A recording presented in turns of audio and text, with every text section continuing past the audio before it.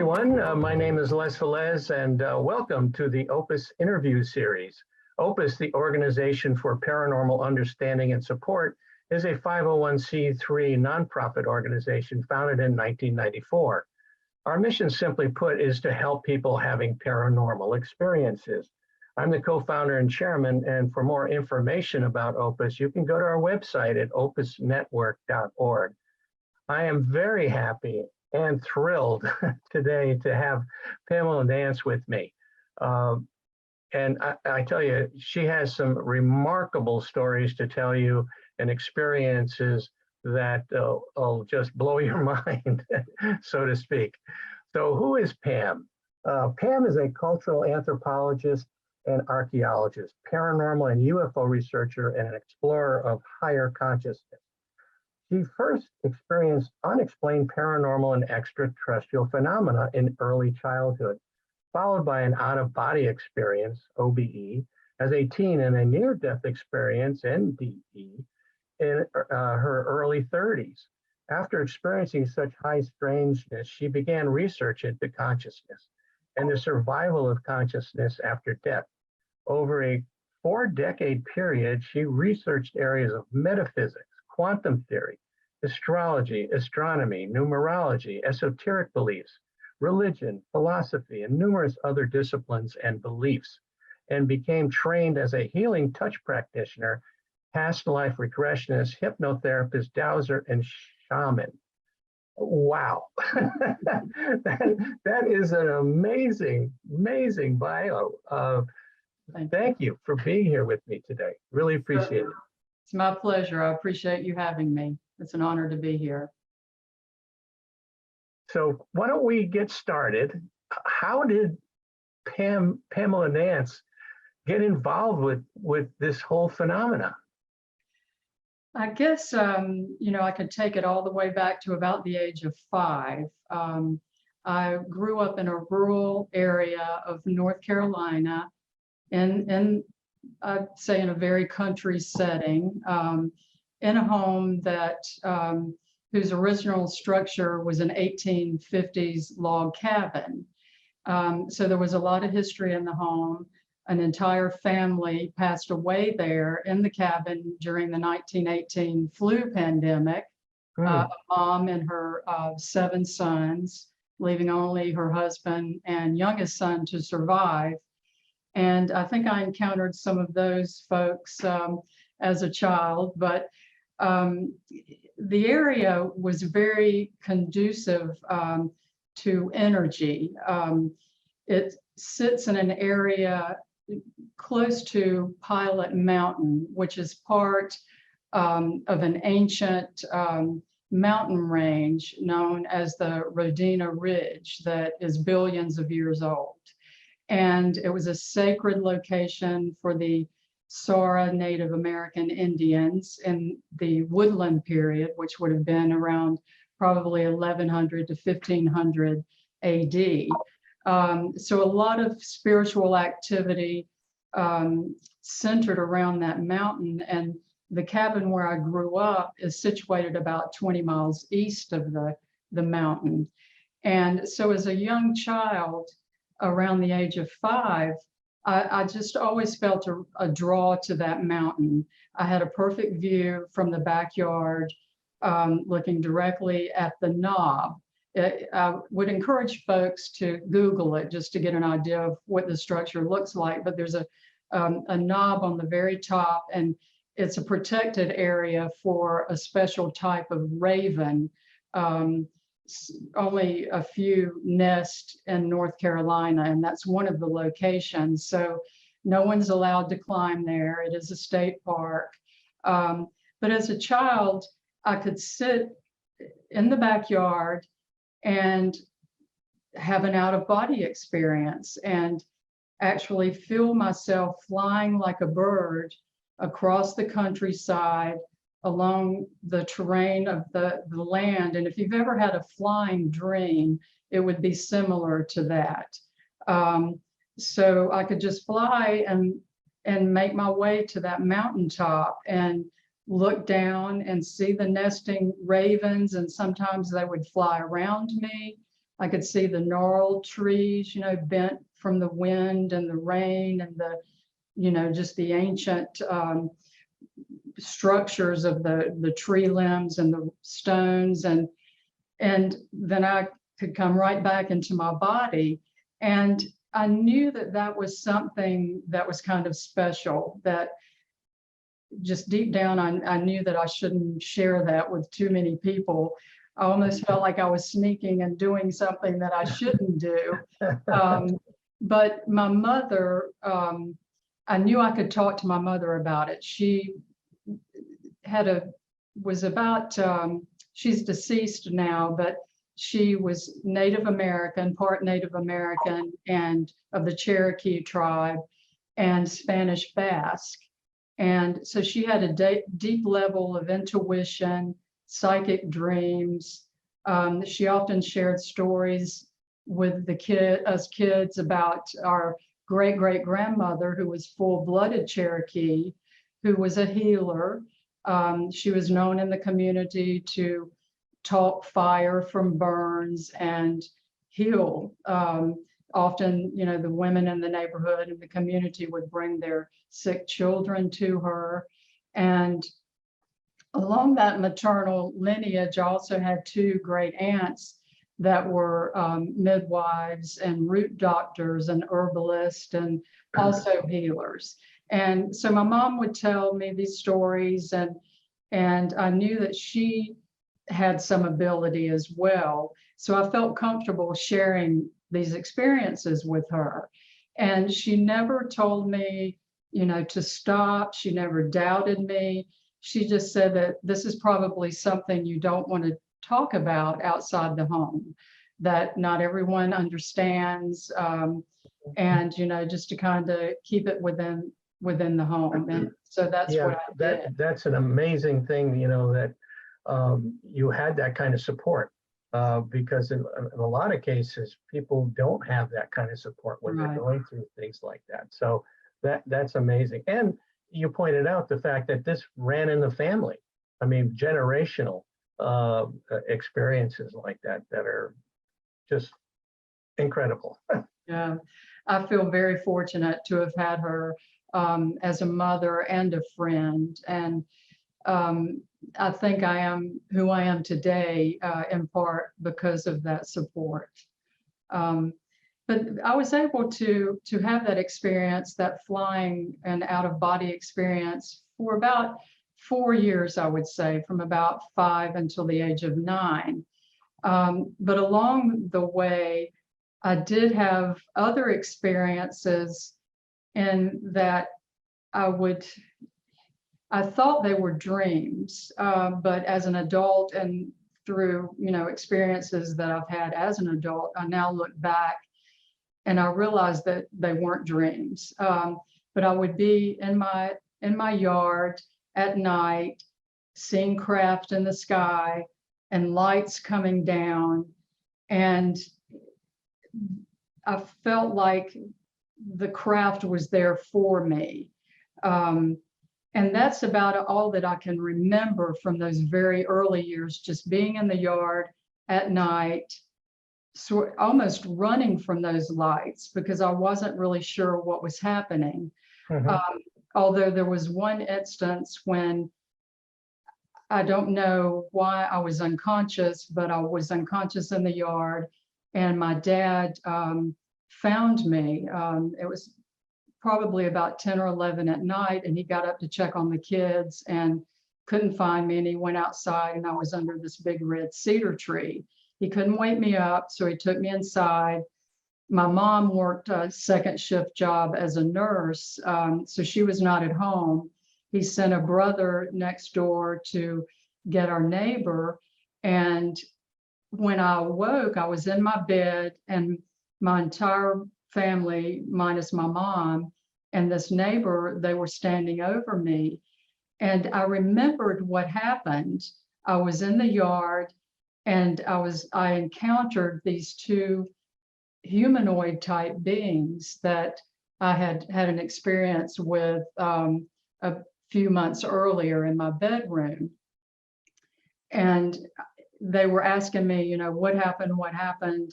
And I just felt really embarrassed. I didn't want to talk about it. And I just said, I can't remember. But just to back up, a few months prior to that experience of being out in the yard and being found by my dad, I was in my room. It was bedtime. Again, my mom, she was working. My dad was in another room, and my older sister was also awake, but she was in the kitchen. And so I was in the bedroom and about to go to sleep when I felt the presence of someone by my bed. And at first I thought, you know, it was one of my siblings or my parent. But there were two humanoid beings standing there, dressed in black. They had black turtlenecks, black pants. They're almost like bodysuits. And there was a male and a female. The female had long brown hair, about shoulder length, bangs. The man had brown hair below his collar, and he was holding a huge timepiece, almost like a giant pocket watch or a timer on a chain, holding it in front of me. And he said, as the time goes down 1 minute, you know, from 60 seconds countdown, we're going to take you. And so I could see this timepiece clicking around this, you know, 1 minute. And when it got back to the starting point, I felt myself being floated out of my room. And the next recall that I now have, or had at the time, I was like, I guess in a craft. I was on a table and they were there. They communicated to me as that clock counted down that they were there to balance my karma for the beheading of a sacred white elephant in a past life. Oh my goodness. And that's when they floated me out. So I find myself in this space on a table, and I could sense that they were behind me at my head doing something, although I couldn't move. You know, I could look back, sort of back, but I really couldn't see what was going on. And it seemed as though, you know, it was over and I'm back in my room and they're gone. And, you know, at this point, I'm like a 10-year-old kid in a Southern Baptist community in rural North Carolina. I knew nothing about the Hindu religion, sacred white elephants, nothing of that kind. But since that experience, I did research and found that about 5,000 years ago, there was a Hindu named Aravan, and he and his brothers are in the Mahabharata, and he was accused of beheading a sacred white elephant. So I don't know if that was my past life. That's the only thing I could find through research that connected me to an event like that. But it was very traumatizing because I didn't fully understand what had happened to me. But the interesting thing is, the next morning when I awoke, I had a rash from the neck up. My entire face was covered in a fine red rash, or just redness that was raised. My parents took me to the doctor. No one could explain what had caused this. You know, my mom had not changed detergents, or I had not been exposed to anything. But I was out of school for a couple of weeks for it to finally go away. It was very embarrassing. I looked like, you know, a monster. So in, you know, retrospect, I'm thinking perhaps it was something that I was exposed to during that procedure, but it was very interesting that it was only from the neck up. So that was like a big incident in my childhood. I was going to say that that you reminded me in telling about your rash. One of the support group meetings, a couple came in with a rash, or they had pictures of the rash they had, I should say, and they had gone to a couple of doctors to try to figure out what it was, and the doctors couldn't tell them what it was, and when they showed this picture to the people in the support group, almost without exception, they had similar types of rashes. And one of the people in the group said, I think I know what that's from. And it's a reaction to the fluid that they dip you in when they bring you on board the craft to sanitize you. Oh, wow. So that blew our minds. Yeah. And listening Was there to that. rash on their body, or where was it? Yeah, and it wasn't just on their head; it was in their lower body. Okay. But again, it might manifest in people in different ways. Right. Might have more sensitivity in this area versus below the waist, so to speak. So, but yeah, that had to be very scary. When you said humanoid, so these entities looked like you and I. Yes, very flesh and blood, just like people, and they were very attractive. I can still see them. I know what they look like because I've encountered them since then. But I knew shortly after that incident, I could almost draw them if I'd been an artist. Yeah. Would you equate them to what people talk about as Nordics? Yes, although they did not have the white hair. It was more light brown, sort of sandy blonde hair. And those two people were also the two that I encountered that night in the yard when my dad found me unconscious. I recall seeing them. So they had come back for me. But through some regression, I've been able to tease out what these encounters perhaps were about, that maybe they were teaching experiences, and that perhaps they had even taught me how to leave my body. There's some vague memory of some teaching experiences of how to do that, but I was just so young, I haven't been able to get fully to those memories in regression. It is amazing. It's amazing how, when you ask the question, why me? Why is this happening to me? And then what are they doing? What's the real purpose of them taking you? And as you say, some of it is educational. I've heard that many times. Some of it is doing other things, medical procedures and things like that. Did you have anything like that come about as far as No, never any type of procedure other than what I felt, they were doing that first time on board. Maybe they really were like doing something to help my karma. I'm not sure. What that procedure would have entailed. There was nothing invasive. So, but other than that, the encounters that I've had have always been very positive and informative, up and even until today.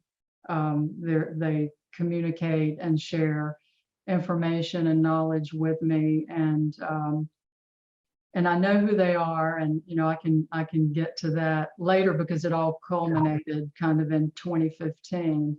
Sure. But it seemed that period of time around, I'd say from 5 until 11, were very, very active. There was even an incident the summer, that same summer, I and my entire family, my mom and dad, and my baby brother and 2 older siblings, we were out on the front porch of the home. It was probably about 6 or 7 in the evening, when my little brother jumped up and shouted, "Look!" And across the road above these southern pines was a silver disc just sitting there. My mom and dad saw it. I saw it. My baby brother saw it first, and my other siblings. And we're, as kids, we're like running in the yard, pointing, and it's just sitting there. And then suddenly it shot from east to west, but in the direction of Pilot Mountain. And so that always kind of stuck with me that, here we are again, this mountain is coming into play. As an adult, I've done some research, and I have some pretty good ideas about what's going on in that regard. But just getting back to the childhood, those experiences change you. You think differently. And I was able to heal. I had that healing ability, I think, coming through the maternal line.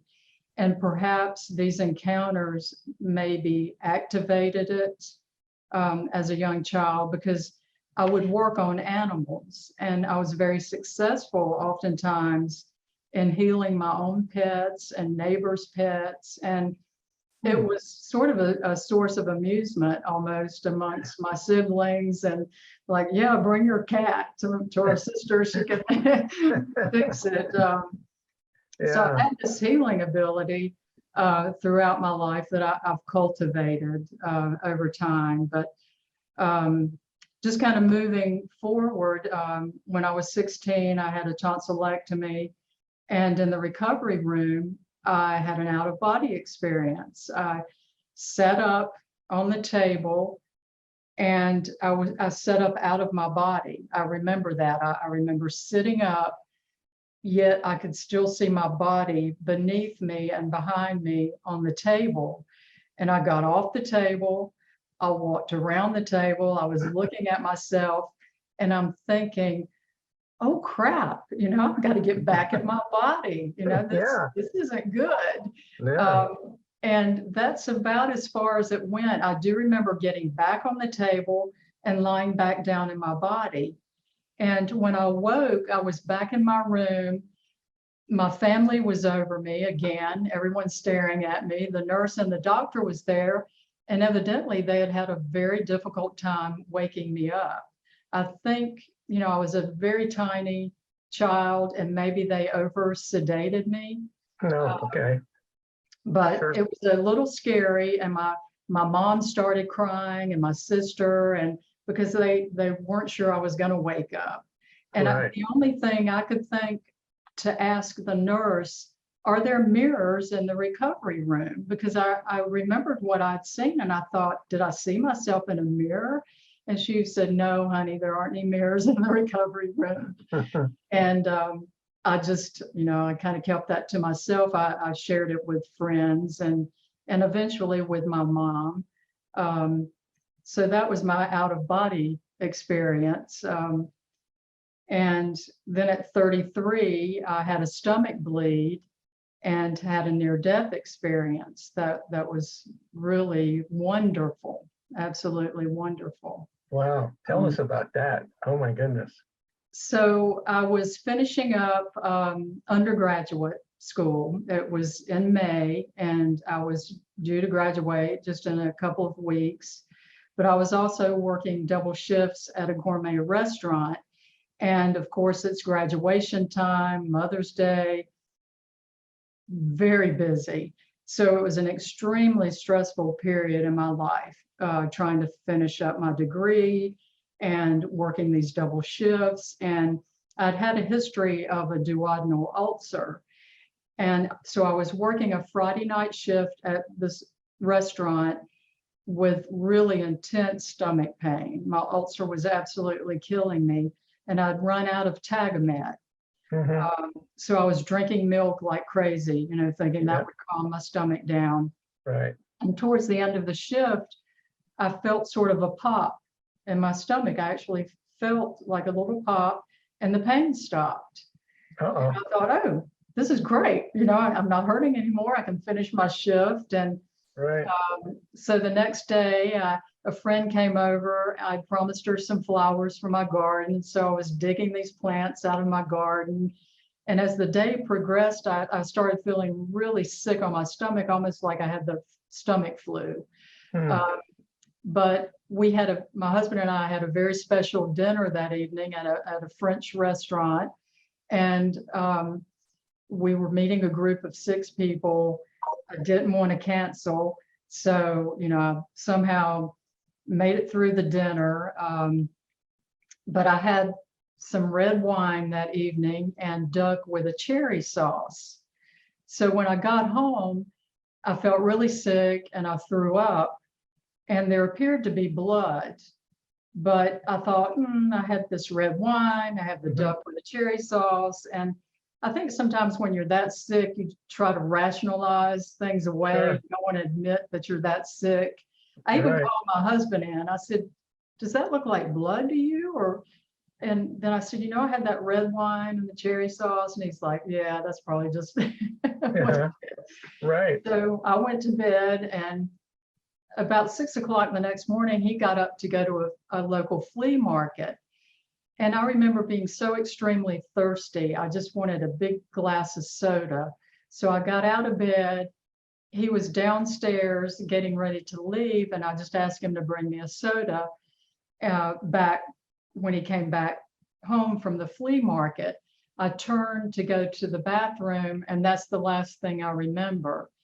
Hmm. And fortunately, he had not gone out the front door. He was getting ready to step out the door, and he thought he heard me fall. So he rushed upstairs, and sure enough, I was on the floor, kind of wedged between the wall and the commode. So he pulled me out, and I wasn't breathing. Oh, geez. He got me to the bed, started CPR, but I was gone. I was off to the most incredibly beautiful place. I didn't go through a tunnel. I was just suddenly on the side of this incredibly beautiful mountain range.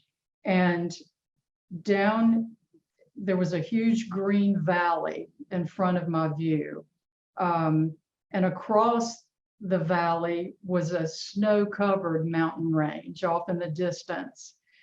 And in the middle of this incredibly green valley was a giant tree, and it spoke to me like it was the tree of life. I just knew that this is the tree of life. That was my instinct. Mm-hmm. But I can't describe the beauty. The colors were so vibrant. And as soon as I thought about this being the tree of life, I was under the tree, but there were only animals there. It was like a scene from Bambi. There was every animal that you could think of, birds chirping, all types of animal sounds. And right in the midst of all of these animals was my Rottweiler, Holly, who had died on Thursday night before that Friday night shift at the restaurant. I had stayed up with her. She was 14. We knew that she, was terminal. And so I was with her when she passed about 2 o'clock in the morning. Of course, when she died, she was 14, old. But as she was under this tree, she was young again. She looked like she was about 2 years old. And she was just wiggling and so happy to see me. And I grabbed her head and I was kissing her, and I could feel her, and I knew that it was real. And all of these animals are singing, and it's just this beautiful, like, orchestra of animal sounds, and the most wonderful feeling and place that I could ever want to be. But far, far in the distance, I could hear my husband calling my name, and he kept calling and calling. And I was really getting ticked off. It's kind of like if you fall asleep on the sofa at night and someone's trying to wake you up and you don't want to wake up.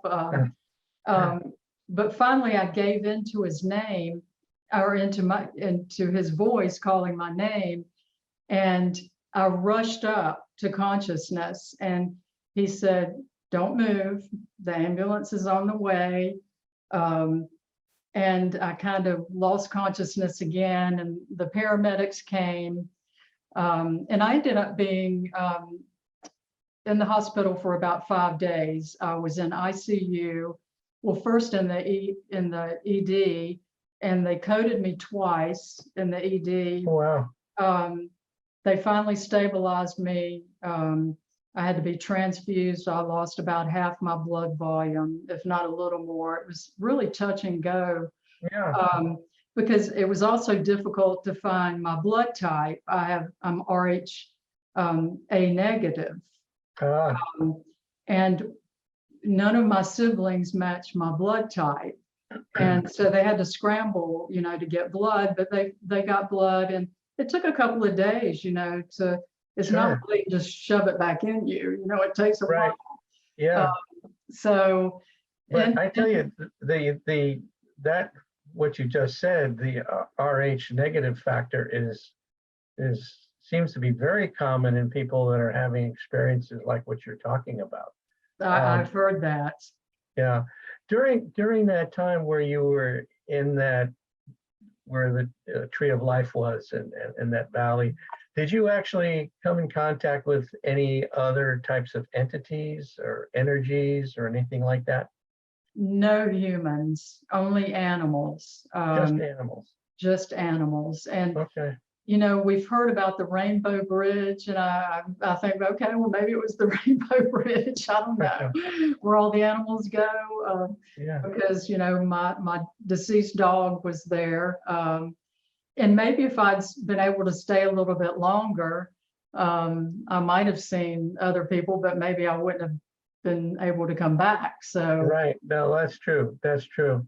I don't know. You probably heard the story about this doctor, a woman doctor that had gone on a kayaking trip down to South America, and she went over a falls and got trapped at the bottom of the falls for like over 30 minutes. Yes. And she saw these entities, and it was so loving that she just wanted to go with them. And they said, no, you have to go back. There's things that you have to do.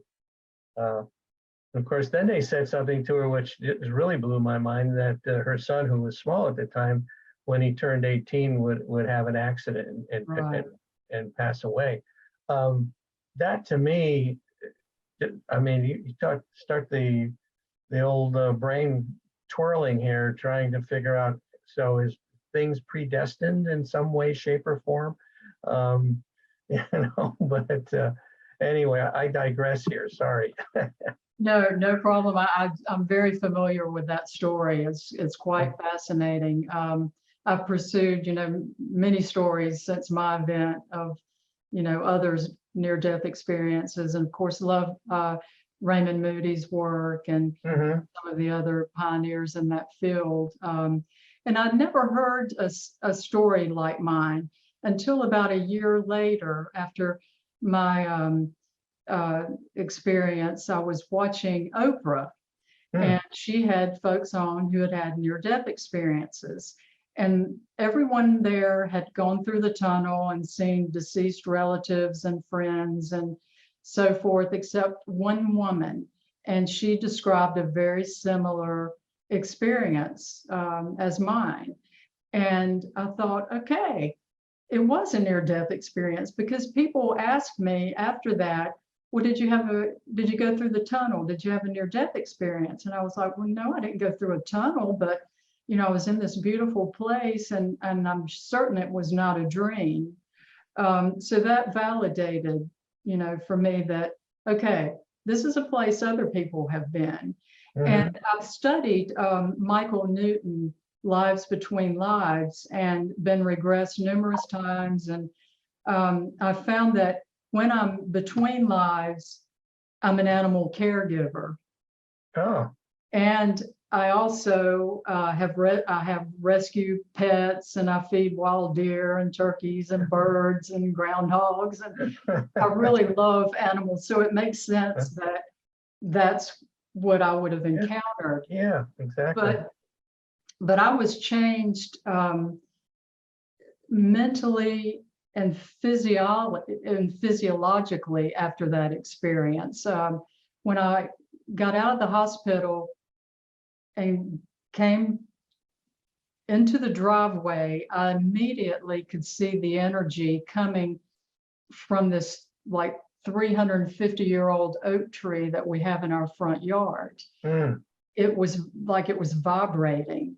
And I was telling my husband, you know, the oak tree really looks different. And I got out of the car, came up on the front porch, and we have a natural area under the tree with lots of flowers and azaleas, and those things were blooming because it was the spring. But I could see the life, I could see the aura around all the plants, that the leaves looked like they were vibrating. And I kept telling my husband, can't you see the energy? I can see the energy in all these plants. And he was like, you just need to get inside and get in bed. He said, you know, you need to lie down.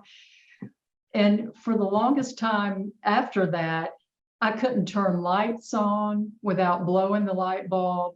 If I touched a lamp, the light bulb would blow. I couldn't go to the grocery store and shop. If I touched cans on the shelf, I would get shocked. It was like I'd become electrified. Yeah.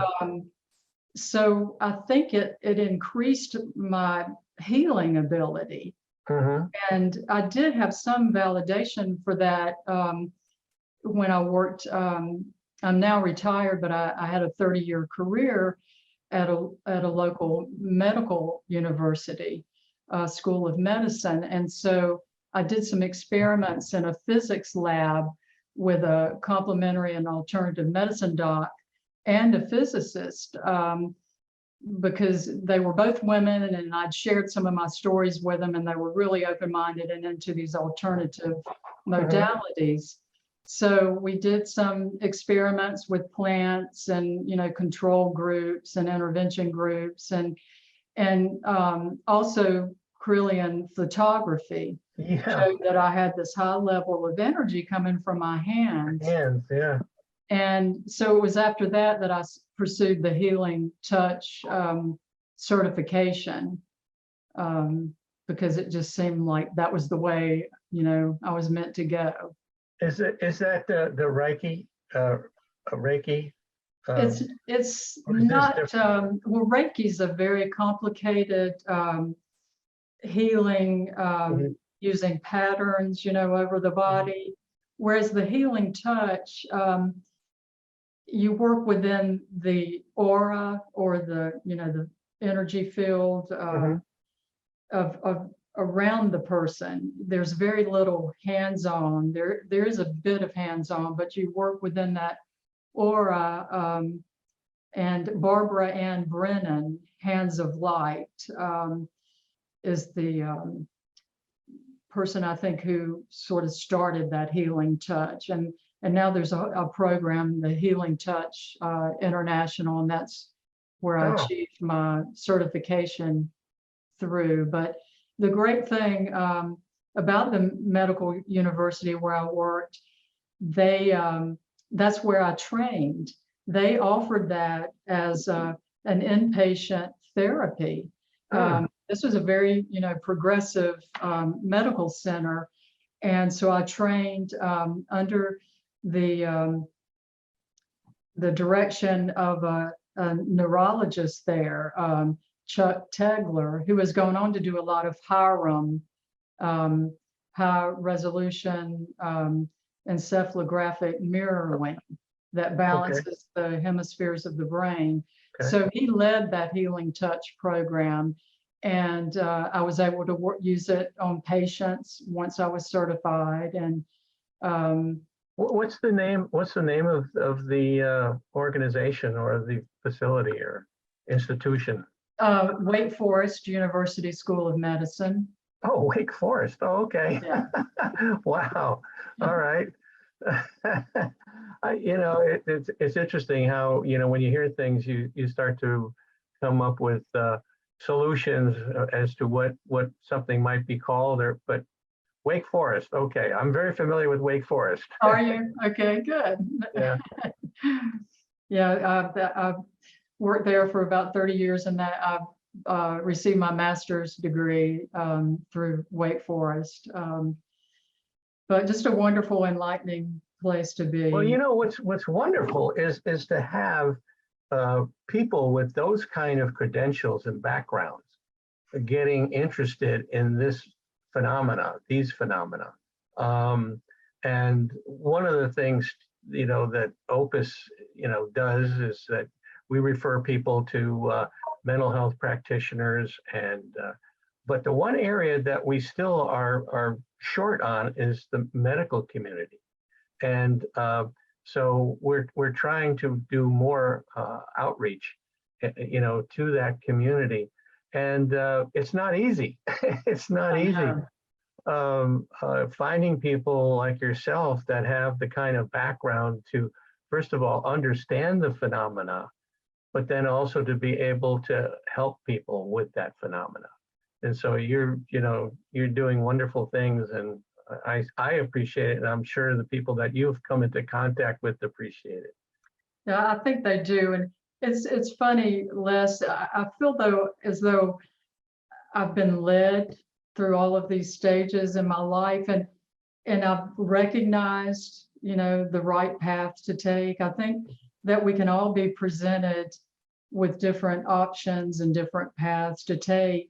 And I've always felt very fortunate in that I've chosen the right path for me that has led me to these people who have always supported me and helped me gain even further knowledge in so many ways. It's just I just feel very blessed, because I hear the opposite from so many folks that, you know, they can't share these things. They're not around people who understand. Yeah. And maybe too, coming, you know, into the world when I did, and into, you know, sort of becoming who I am as a teenager in the 70s, when there were, you know, experimentations with hallucinogenics, and you know, people were interested in the tarot cards, the I Ching, numerology, astrology. You know, we were, you know, coming into the age of Aquarius, and so I was always a part of that. The Grateful Dead ended up being very good friends of mine. So I've just connected with so many neat and interesting people that have helped me grow into who I am today. Yeah, it's interesting how, you know, people ask me, how did I get involved with this whole thing? And it seems like, just as you said, it seems like you've been guided in some way, shape, or form. You know, I saw something when I was 11 years old, a craft, and ran into the house, and by the time I got my father to come out, it was gone. And he said it was probably just a beacon of light reflecting off a cloud or something, and I didn't buy that. Right. And I started reading about UFOs and things of that nature. And then, you know, it kind of disappeared in my life until I moved from Connecticut to California in 1985. And I picked up the newspaper, and Stanton Freeman was going to talk about UFOs and the government cover-up at San Jose City College. And so it's like somebody turned the light switch on, you know, and I went there, unbelievable presentation. And as I'm walking out, this organization called MUFON, Mutual UFO Network, had a table. They were talking about the journal that they had every month. And so I started to get that. Well, anyway, to make a long story short, I became a field investigator, and then most of the cases I got involved with were contact with non-human intelligences. And these people would ask me, did I know of other people? And I said, yes. And then I started to facilitate a support group. And anyway, and then in 1994, a doctor friend of mine, we started OPUS, Organization for Paranormal Understanding and Support. But yeah, so yeah, continue your story. I mean, it's fascinating.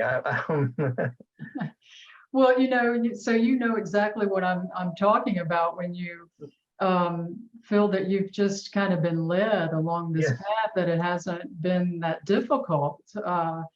You know, as long as you kind of stay open. I know that, you know, a few times I may have stepped away and sort of shut down because I had other pressing things, you know, going on in my life, like degrees and Yeah. intense work. But as soon as I would step back in, things start happening. And it's like, you know, it's always there. You've just got to reach out and pay attention. Well, you know, it's interesting that you point that out, because I've over the years, a couple of times I've said, okay, I've had enough. I'm going to let somebody else run with the ball. And next thing I know, I'm getting a phone call. And it's like this person, hey, I need your help, you know? And it's like, it just pulls you back in. It You know? does. So I've decided I'm not going to mess with that. I'm just going to keep doing what I'm doing. I would like to go back sort of to bring full circle to the location where I grew up. And Mhm. I don't know if you're familiar with sacred geometry and ley lines. Ley lines. I was just going to say, is this area got ley lines running through it? It absolutely does. I've had the good fortune to collaborate and develop a friendship with Peter Shampoo. He has a website called Geometry of Place. And Peter has been studying sacred geometry for about 50 years. And so in my own research, I knew that there were two very significant ley lines that cross over the top of Pilot Mountain. One is the Arcadian ley that comes up from, I'm not really sure the exact origination, but I think it's South America, comes up through Mexico, across Mexico City, into North America, across the top of Pilot Mountain, and over to Stonehenge, and Wow. even further to ancient Troy. And the Serpent ley is south of Denali and a little north of Mount Shasta. And it runs down across Serpent Mound in Ohio, down across Pilot Mountain, out through the Cape Fear River Valley, and down to the Bermuda Triangle. And so those two ley lines cross directly over the top of Pilot Mountain. Oh, that's amazing. And the cabin where I grew up is within a radius, a 20-mile radius of that conjunction. So it falls within this wheel, this Pilot Mountain wheel is what it's called, the circle of energy, a wheel of energy. It falls well within that range. And in addition, the cabin sits over the Appalachian Serpent, which is a huge underground artesian river, a massive artesian river that runs under the Appalachian Mountains and down with tributaries, and one very large tributary under that cabin. And so that is also conducive to energy, you know, kinetic energy that's being produced by this massive underground river, combined with this crossing of the two major ley lines over Pilot Mountain. I think perhaps heightened my consciousness, and my being open to those kinds of things really tapped into something at a deeper level. But not only myself, but perhaps attracting these visitors to you know, an energy grid system that perhaps they can use to energize their craft, or maybe use as a roadmap around our planet, because we do have significant ley lines that are sort of like the main chakras within our body, but then there are minor ley lines, just like we have minor chakras, I think like 114 minor chakras within our body. So the planet's set up much like that, in that there are major and minor ley lines. And I think oftentimes these reported craft can be targeted to running along these ley lines. You know, there's some correlation there. So all that being said, I end up in this home where I've been for about 40 years, and I have a similar situation. There is an underground river under this home, and I've dowsed it. I know the energy of the river. It runs west to east, but I've dowsed around the entire house. I can walk the path, and the center of all of this energy culminates in my living room. Oh, gee. And so I have a lot of paranormal activity here. Oh, wow. Not just of like, you know, when you say paranormal, people tend to think ghost, you know, deceased dead people, but paranormal, and by definition, is beyond normal. So I have a lot of things beyond normal that happen, and has happened to me since I moved here. Are any of these situations which you would characterize as scary or you know, threatening or anything like that? Only one experience that seemed to be on a negative side, and that happened one night upstairs in my bedroom, and I was able to fight it off with the Lord's Prayer, and just sheer, you know, through sheer willpower and bringing in the light. Yeah. That's the only negative encounter that I've had. It's really just seeing like things, you know, apparitions sort of out of the corner of your eye. At times, some full body apparitions that just dissipate. Hearing my name called and thinking my husband has called me. Oh, and wow. I'll go say, "What do you want?" And he's like, "What are you talking about?" And he'll do the same thing to me. He thinks I've called him. Right, right. We have things moved that we can't explain. Yeah.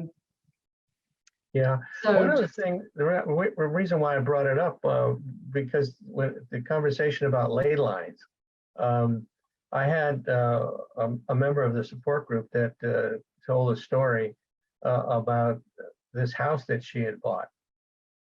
And there was all kinds of activity going on. And she brought in somebody to really, you know, try to analyze what was going on. And the person told her that there was a ley line running right under her house. and some of the things that were happening to her were very scary, like marks on the body, you know, scratch marks, and, you know, which you would call probably these days demons, you know, involved with what was going on. And this was not only happening to her and her house, but evidently she found out later, along the same ley line, a couple of houses down, they were having similar things going on. And so, yeah, there's a definite connection with ley lines that can be very positive, you know, but I guess you could have some scary things going on as well. Right. And two, I think you have to look at, you know, the history of the location, you know, in combination with these other sort of earthly phenomena that's going on, just the actual history that has imprinted the site. And this particular property, as I said, you know, we have this ancient oak tree in our front yard, and a very old log structure was here originally that dated from the 1700s. And I know that in front of my house is now a circle, but it was the main road, wagon road from one part of the county to the other. So there was a lot of traffic. through here. I'm sure Native Americans, Yeah. Revolutionary War, Civil War activity. There have been deaths in the house. So a lot of, timelines to consider as a root cause for some of this activity. Sure. And I delved into the paranormal aspect and became a paranormal investigator in 2008. That sort of had become very popular at the time, and you could easily obtain equipment to conduct investigations. And just having had the childhood experiences and then the experiences in this home, along with my stepdaughter who lived here, and she also had experiences, we formed a paranormal team. And ended up investigating historic locations up and down the East Coast, and really not for the scare factor. We weren't into it at all to be scared. Right. We wanted to try to figure out, how are these people communicating to us? How are they coming through when we think they're deceased, but we're hearing voices, we're seeing them? How can they do this? So we took sort of an archaeological approach to the paranormal, and I used my background in layering up through the layers of the property. So we would go in and research some of these, and some of the ones that we investigated in the South were historic plantations that were land grants from King George. So they, we could trace some of the information back to the late 1600s as far as occupation. Fantastic. And we would go into these sites knowing everything that we could possibly know about these people, all the different families that had lived there, and ask questions based on these family trees and these lineages. And they loved it. These people would talk to us. They would tell us whatever we wanted to know. It's amazing. They were coming through as though they were still living their lives. They weren't. They didn't perceive themselves as dead. When we asked, "What do we look like to you?" they told us we look dead. Oh. It was the opposite. They said, "You look dead. You're dead." Oh my goodness. So who was dead?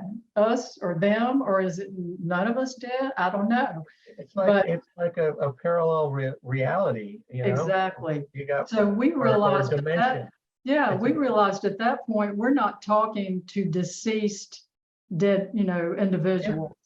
We are talking to intelligent populations that are willing to communicate with us from this timeline, oh my goodness, right over there that we can't see, but they are still living their lives, because we captured battle, cannon fire, musket fire, African chanting, that we were able to identify with a linguist at the University of Pennsylvania as Mende. And the Mende would have been brought from Sierra Leone to raise the rice in the low country, the South Carolina low country. So that dialect fit that population perfectly. And that's what the beauty of what we did. We could validate these things through historic research, the things that we were capturing and they were telling us. We could get. Yeah, I don't think anybody has done anything like that. I haven't seen it. That is incredible. Have you written a book about this yet?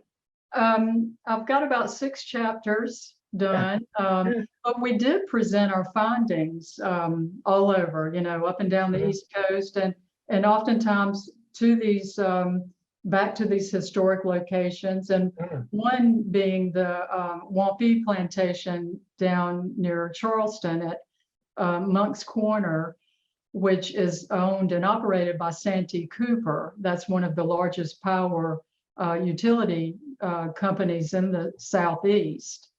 So we ended up presenting to the board of directors because all of these people, the Wampy Plantation is used as a guest house to house like the governor of South Carolina, dignitaries coming in to meet with the governor.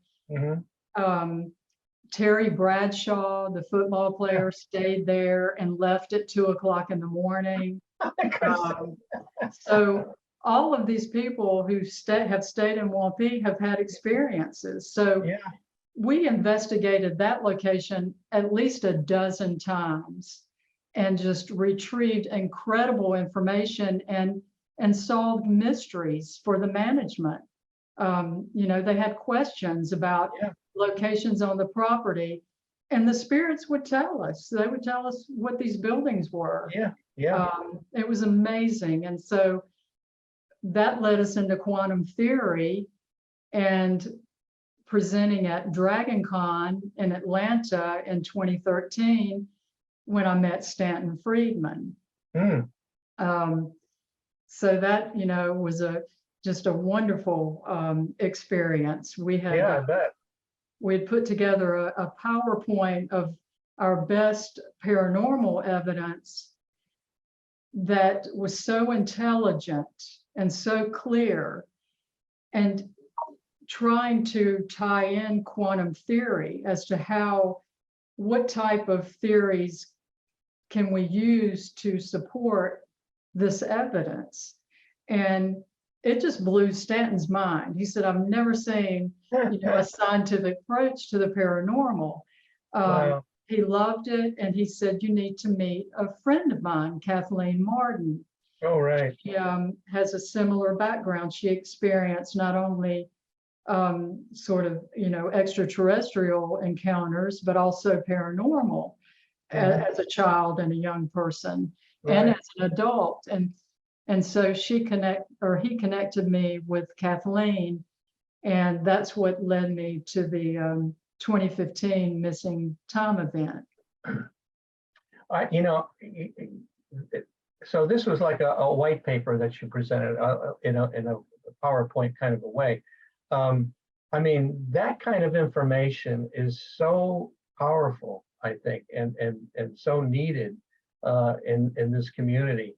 I would love it if I could put it on our website, in our documents and articles section, because I think this is the kind of information that people that do come to our site are very interested in. Oh, sure. I bet I have 50 PowerPoints. And they have the audio, the EVP audio, and some of our theories, and wow. And the people who's speaking, and well, you just absolutely blew my mind once again with this thing about the fact that these entities, these people are talking to you and looking at you and saying, you look dead. I mean, it's like this two different dimensions, somehow it's interfacing. And just to take that, now, when they said that, were you able to see them, or was that just voices? Primarily voices, although we did capture some, photographic evidence, and just personal visual experiences, but tons of electronic voice phenomena. Wow. Clear voices coming through and telling us the history and the foods they ate, the games they played, the games the children played. Because I wanted to come from sort of an ethnographic approach. I want to learn about these people. Sure. What did they do for a living? What did they do for fun? I'm just trying to visualize, or just trying to wrap my head around it, how they perceive you in this effort that you're doing to try to understand who they are, and they're looking at maybe you because you looked at over in the corner of, this a blurry thing, but you're talking to them and they're talking back. I mean, it's incredible. It's incredible. Yeah, they manipulated a telephone in the Wampee house that was not connected. They rang the phone, and the EVP came through, said, "We're calling you," and the phone's ringing. And I went over. I didn't know it wasn't connected, so I went over to answer it, and there was no one there. And the next day, I told the manager, Sandy, and he said, "That's happened to me." He said, "That phone's not even connected." But Terry Bradshaw was a friend of Sandy's, and like I said, he lasted until about 2 in the morning, and he was out of there. But we had a really neat experience in Lexington, Kentucky, in an old carriage house. When we did an investigation, when we listened back, they were investigating us. They had equipment. They were asking questions. They were conducting a paranormal investigation on me and my partner. That's the only time I've ever had that happen. Wow. And another time we asked, why is it that we have to have all of this equipment to communicate to you, and you just come through and talk to us? And the voice said, "I prep." I prep. I prep. Like they prepare for us, and they would follow us from site to site. We had people show up. One woman named Elizabeth that was just about at every site, and they came to know me. When I would walk in, they would say, "Hey, it's Pam. Pam's back. Hey, Pam." I mean, it's just crazy stuff. Wow. And it's almost like if we're not dealing with just people that have passed, as far as our understanding, it could be people somehow in this other dimension that could be in the future that are communicating in some way, shape, or form. Just as you said, that they were analyzing you, trying to get a handle on who you are and what you're doing. That is phenomenal. That's phenomenal.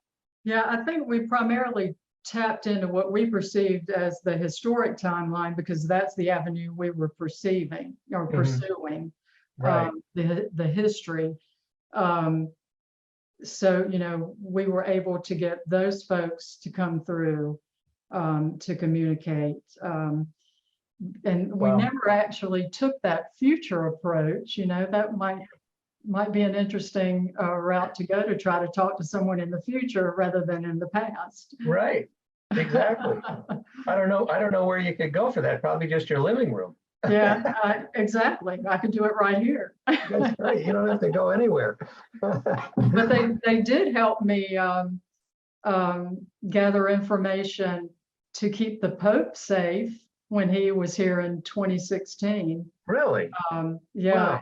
Philadelphia. So they came through, and I worked with a group that you would probably recognize some of the names. John Alexander, Jim Semivan, retired CIA, Larry Frischella, Chris Bledsoe. So that kind of ties into the missing time event. But so maybe that was kind of a future thing, because they fed me information that I then passed on to the Secret Service and the Philadelphia Police Department. And I worked with this group of individuals over about a 5-day period, gathering information, intelligence, along with 2 remote viewers from the Department of Defense. And they had already given that group some information, but I didn't know about it. Mhm. And I brought the same information and even more to the table. Wow. So that was a really, What really good when experience. you do go to these types of organizations, what do they how are you met with this information? It's like who are you? you know, kind of a thing. And Well, that situation was kind of unique because it followed on the heels of the 2015 missing time event. And maybe it was 2015 that the Pope was in Philadelphia, because it was that fall. It was Yeah. 2015, I guess. So I'd had this missing time event down in the Cape Fear River Valley, where that ley line flows right through the area where I went to investigate. And I'd gone back down for a follow-up investigation to see if I could capture more evidence when the property owner, when Chris's phone rang, and it was Larry Frischella calling from Philadelphia. And he had already heard about my work previously. And he said, stop what you're doing. I want you to gather intelligence about the Pope's visit to Philadelphia. Oh my goodness. And so that's kind of what started that. And he was at a location with the majority of those other people. I think John Alexander and his wife were swimming in the Ganges. They were in India, but they got him on the phone, and he and his wife hopped on a plane and flew to Philadelphia and became part of the group. I mean, they were that intent on helping the Pope. And evidently, these people, being retired CIA, Jim Semivan, John Alexander, retired Army, the Philadelphia police listened to them. Yeah. And then bringing in the DOD remote viewers and having the Secret Service involved, they were like, hey, give us all the information you can get. So we gathered information that night, and then I came home because that location is like 3.5 hours away from here. Right. And they asked me to do 2 more sessions here in my office, and I gathered additional intelligence and had several conference calls with them, and we mapped the route that, there were some individuals that meant to do the Pope harm. So I was able to help them map the route that these individuals were going to come in to Philly, to Independence Square on Saturday during that family day that the Pope did. And just lots of great information to help them pinpoint the location. Now, none of that ever came out in the media. Oh, no. They never mentioned the Pope's life was in danger. Right. But I did receive a letter from the Secret Service agent thanking me for my contribution and keeping the Pope safe. Fantastic. So when you say you were gathering intelligence in your home, how were you doing that? Remote viewing it, or? Some remote viewing, and with this instrument that I use called a spirit box. It's a transcommunicational device. Right. That sweeps FM radio frequency at a very high rate of speed, producing white noise. And I've done some experiments because people tend to be skeptic of that device. They think, oh, you're just hearing radio stations coming through. Yeah. But it sweeps the entire FM band in a matter of seconds. So you're not staying on any one station, except for a millisecond. So when you have voices or words and sentences coming through across multiple bands, it's not a radio station. Right. And what I found is that not everyone is successful in using the spirit box. I can almost use it as a medium device, acting as a medium. They communicate with me. Now, my partner, she was not that successful. My stepdaughter was not that successful with a spirit box. She was more successful with her camera. Oh. She captured, a lot of great photographic and video evidence, whereas I would capture the majority of the verbal communications coming through.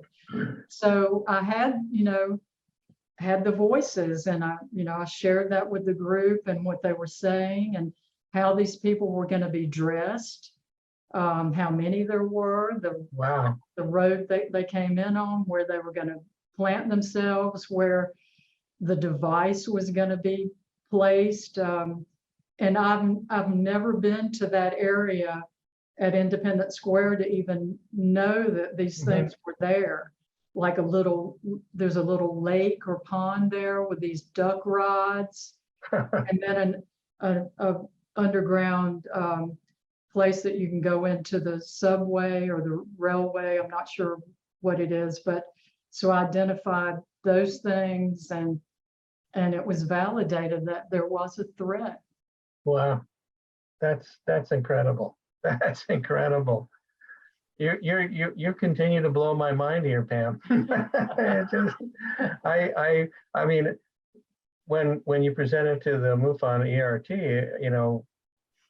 you talked about your experience, the missing time experience and things of that nature, but this whole other part that we just discussed was not mentioned, and this is fascinating. Yeah, I try to tailor what I present to the audience, and I wasn't sure, how much of that I should present that evening. I knew that they would be interested, or you guys would be interested in the missing time and the evidence from that piece. But there's just so much more. I mean, I've just barely touched, all the experiences that I've had. But, I often, Ashley and I wondered, why is it that we can go into a location and come out with 100 pieces of communication, 100 EVPs, when we had other people that we knew that would just be thrilled to get 2 or 3,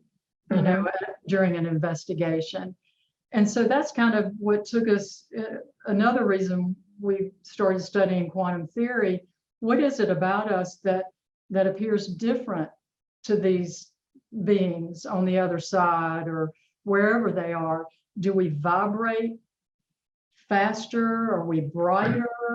Well, I think different.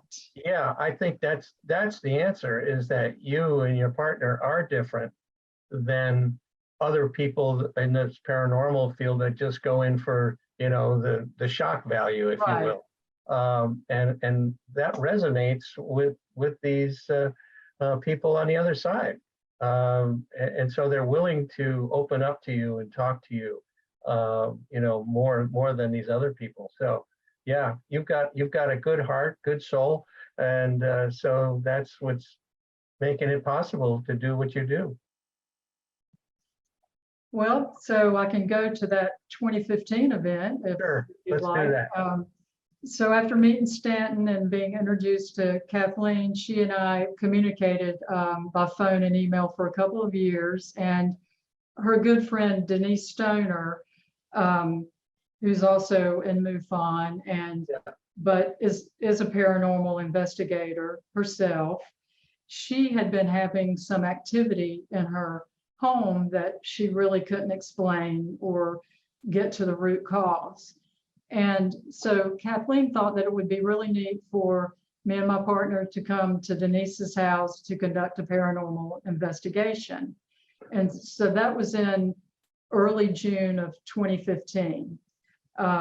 Traveled down to that location, did our paranormal thing, and ended up gathering some really good information for Denise, and she was able to resolve the activity in her home. We identified who was coming through and the sort of the trigger objects within her home that these people were attracted to. So before we left that site, Kathleen said, you know, it would be really neat with your, you know, not only your paranormal background, but your experiences with off-planet beings to kind of combine an investigation looking to, you know, like using your paranormal approach, but in an effort to communicate with extraterrestrials. And she said, I know a site in Eastern North Carolina. Let me contact the individual and see if he's open to you coming there to conduct one of your investigations. Is that Chris Bledsoe? And that is Chris Bledsoe. Yeah. So he was very open to it. I talked with him and did a little preliminary session on top of Pilot Mountain, not up on the knob, but at the base of the knob, a couple of weeks before going to Chris's. And they came through, they gave me Chris's name and indicated that, yes, that's where you need to go. And so I knew, okay, something's going to happen. And so we went down, I think it was June 27th, if I'm recalling the date correctly, in 2015. It was a Saturday. Arrived at Chris's property around 1 o'clock in the afternoon. And for those folks who aren't familiar with Chris, he and his son experienced an abduction in 2007 near his home on the Cape Fear River.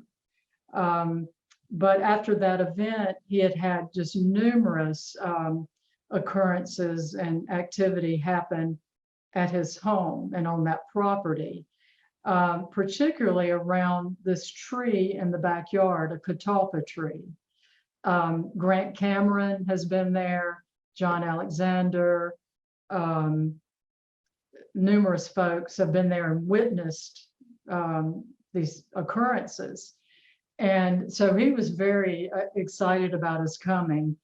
And so we arrived around 1, we met the family, talked for a couple of hours, got to know everyone. Nice family, 4 wonderful children. We toured the yard, we saw this tree that had also burned. I don't know if you know the story about this burning tree, but I think Grant Cameron witnessed it just spontaneously bursting into flame. This kept happening. This tree would burst into flame and they couldn't put it out. And then it would just go out. And then a couple of weeks later, it burst into flame again. And we could see clearly it was a catalpa tree about 40 feet tall. You could clearly see where it had burned, but it was full of green leaves and had continued to live. Wow. And we decided this is where we want to be tonight. This is where we want to conduct the investigation. Sure.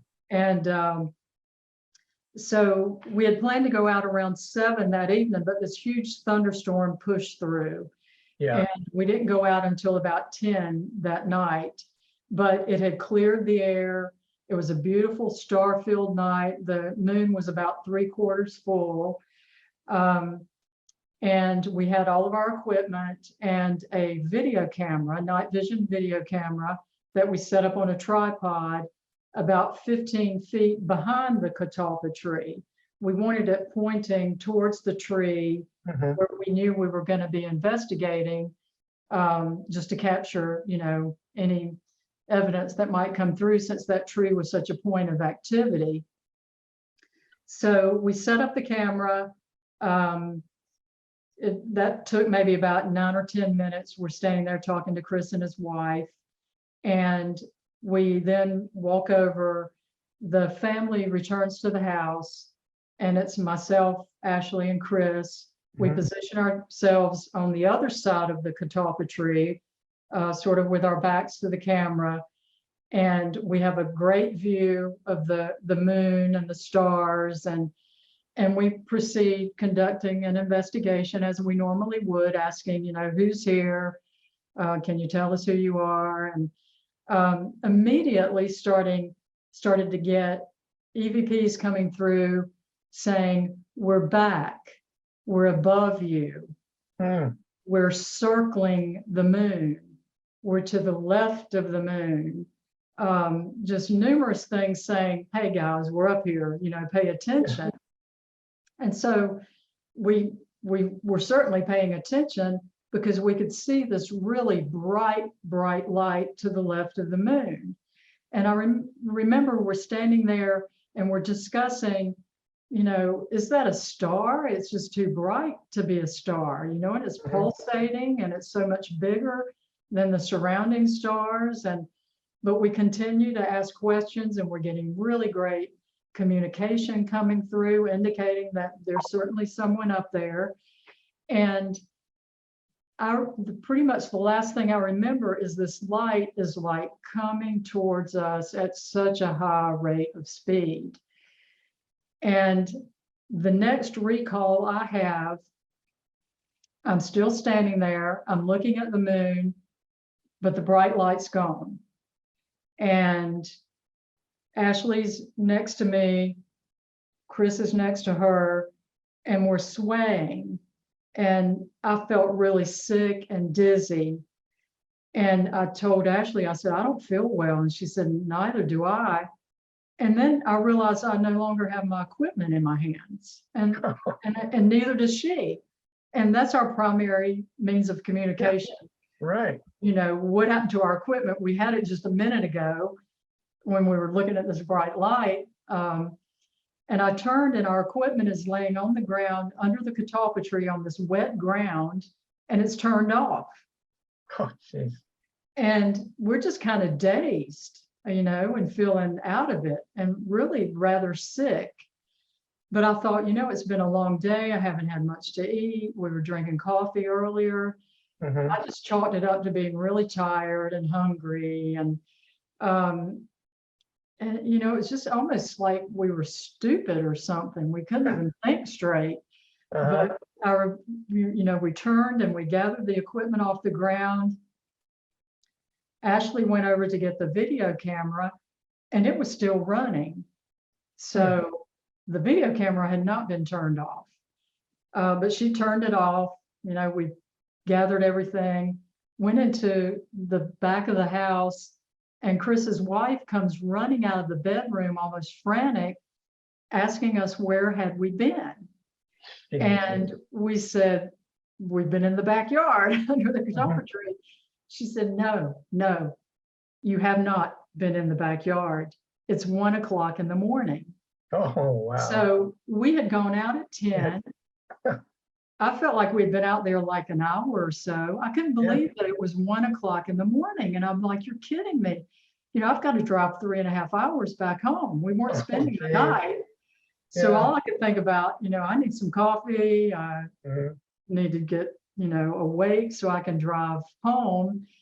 And we packed it up and left his house, kind of went like a huge city block back to this 4-lane highway that would take us into the main interstate, turned onto that highway, and there was like a little shopping center over to the left. And suddenly this bright object skimmed along the treetops and along the top of that shopping center, going south to north, just like whoosh. And I'm driving and I look at Ashley and I was like, oh my God, what was that? And I said, was that a shooting star? But it was just too low and too bright. I mean, a shooting star doesn't do that. No. But again, we were just like kind of out of it. And usually after an investigation, we're very chatty all the way back home, talking about our evidence. And we barely spoke coming home. And we get back really, like at 5 o'clock in the morning. She's got to go drive back to Savannah. So we grab a couple hours sleep and she hits the road and I start reviewing my evidence. So I load my audio on to the computer and I have only an hour and 15 minutes of audio.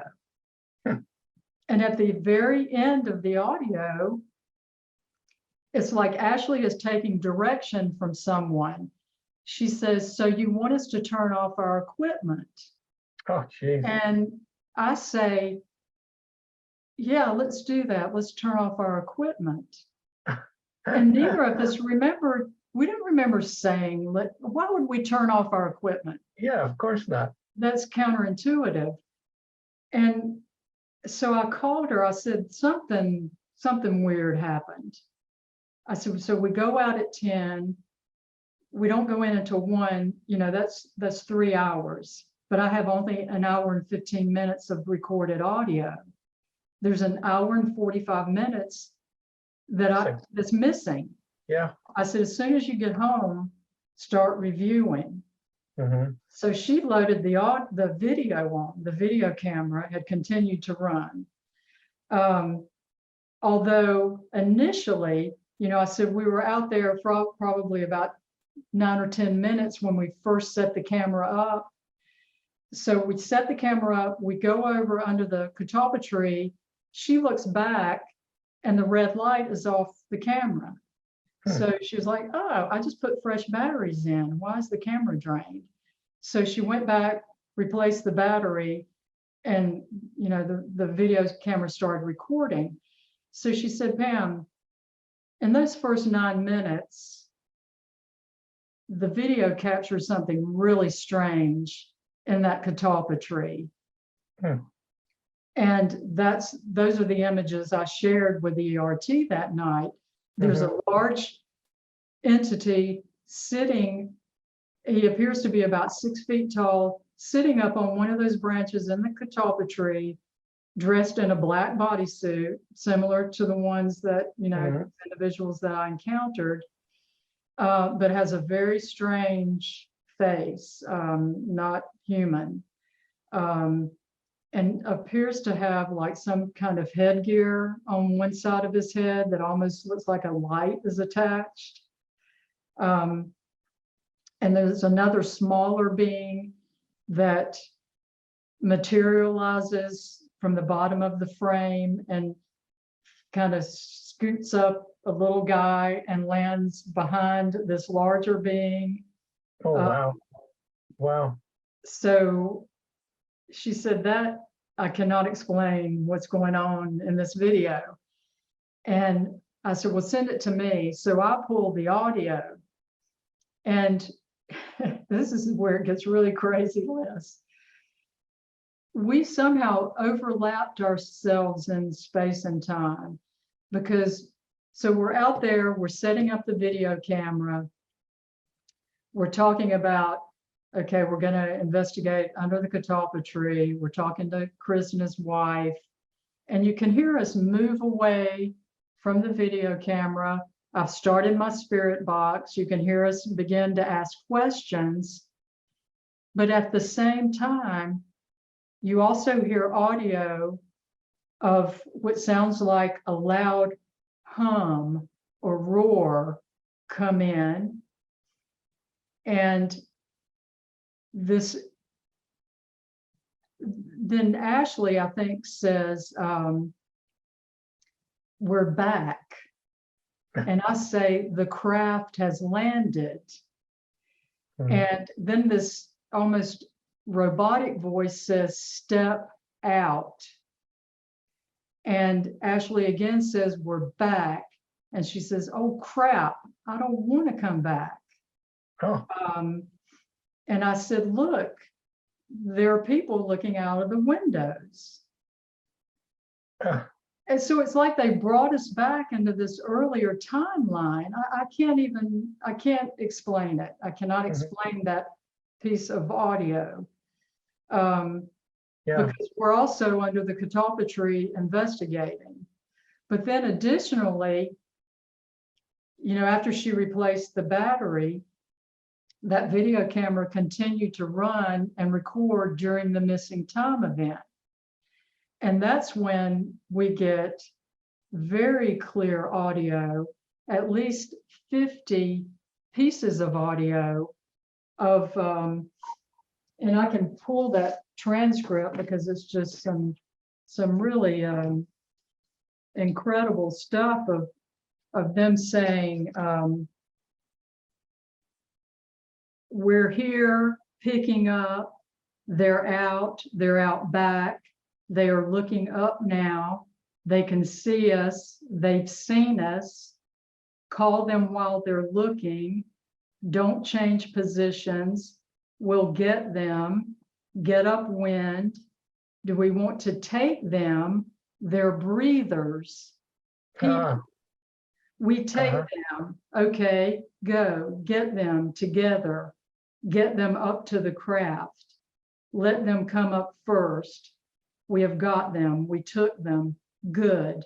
We need them, we're boarding. Take over, move them, I moved them, okay, buckle up, moving off, hold tight, turn us, ping them, jump ahead, back up, that better, set course, all forward, go, thrust, we did it. Huh. What'd you say, pain them? Pain them? P-I-N-G, ping them. Ping them, P-I-N-G. Ping them, huh, Yeah. interesting. So, Wow. and that's what came from the video camera while we were like out of it. Wow, Um, and you have some incredible evidence. yeah, that's- we really do. oh my God. The photographic combined with the video, it's just, it really paints a pretty clear picture that they took us. And I had some spontaneous recall following that event because I knew something had happened, you know, after reviewing the evidence and talking with Ashley, and that, you know, something had occurred. And I would wake up in the morning and have bits and pieces come through, but just a lot of anxiety because I couldn't get the big picture of what had actually occurred. And so I sought out a local therapist that was a benefit through the medical center. And I chose someone that was really open-minded. And she regressed me a couple of times and pulled some information, but I had additional recall when I underwent the Hiram procedure with Dr. Tegler. Like a lot of information came through during those sessions, and then Kathleen Martin regressed me in 2019. And so I know the individuals that I encountered on board the craft, there were 4, and 2 of the people are the same 2 that I've encountered throughout my life. Huh. The male and the female. Wow. Still following you. That's amazing. That's a long time. Did they look like they aged any since the early days? Not really. They were dressed differently. They had like changed their wardrobe. They had gone like going to like a really beautiful blue. The males were dressed in these beautiful blue, tight-fitting sort of jumpsuits. And the females were in these beautiful iridescent, almost like abalone shell pants and tops. And that's fantastic. Yeah, I mean, have you actually done this presentation at a conference or anything yet? Not yet. You know, I would like the opportunity, and of course, COVID hit around the time that I managed to, you know, kind of piece this whole thing together and really just go through all the evidence, you know, with a fine-tooth comb. And Kathy was so beneficial in helping do a frame-by-frame analysis of that short video of the 2 entities in the tree. She was very instrumental in pulling out those frame-by-frame photographs. Oh, fantastic. Fantastic. But I mean, these are kind of things, you know, that are just so significant, so, important, that lends itself to, hey, here's some evidence, folks. This this is, something that's very real. We have to pay attention to it. You mentioned the fact that you and Sandy, is it? My partner, yeah, Ashley. Ashley, I'm sorry. Yeah. That you did not really talk much on the way home, and that is so typical of when people have experiences like that, and this thing with coming back before you left. Have you heard that before? Oh Because- yes, oh yes. Okay. It is not uncommon that they get the timelines screwed up, which means that they can manipulate time and space. Right. And so, And did people say, well, did they screw up? And I'm thinking, well, maybe they didn't. Maybe they just wanted to show us what they're capable of doing, that, hey, pay attention here. yeah, Something happened and we want to get right. your attention right from the beginning. Yeah, Don't disregard, any of this evidence. yeah. Well, Pam, I think we got to come to the end of our interview here. It's been absolutely fabulous. And I hope that you get your book out there as soon as possible, because I think you're going to have quite a bit of success with it.